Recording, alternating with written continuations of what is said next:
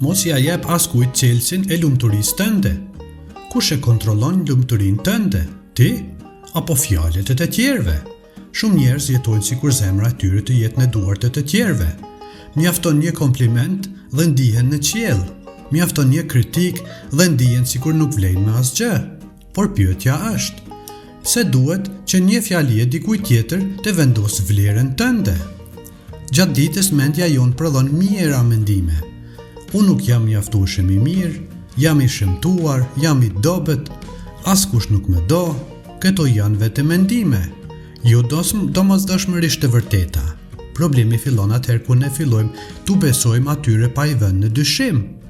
E njëjta gjë ndodh edhe me fjalët e njerëzve. Kur dikush të lavdron, janë mendimet e tij. Kur dikush të kritikon, janë përsëri mendimet e tij. Asnjëra prej tyre nuk e ndryshon automatikisht atë që je në të vërtetë. Në momentin që lumturia jote varet nga komplimentet e të tjerëve, edhe trishtimi yt do të varet nga kritika e tyre. Dhe atëherë nuk je më i lirë, je bërë rob i mendimeve të njerëzve. Nuk do të thotë se nuk duhet të dëgjosh kritika.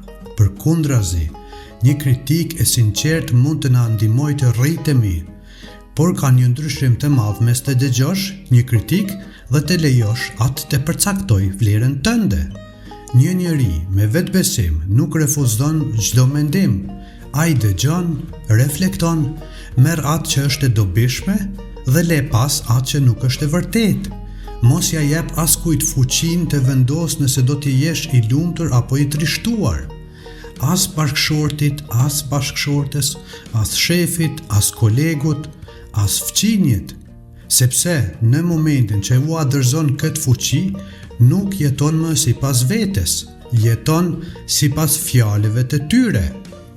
Lumturia e vërtet fillon atë ditë kur e kupton se vlera jote nuk varet nga duar trokitjet dhe as nga kritikat e botës.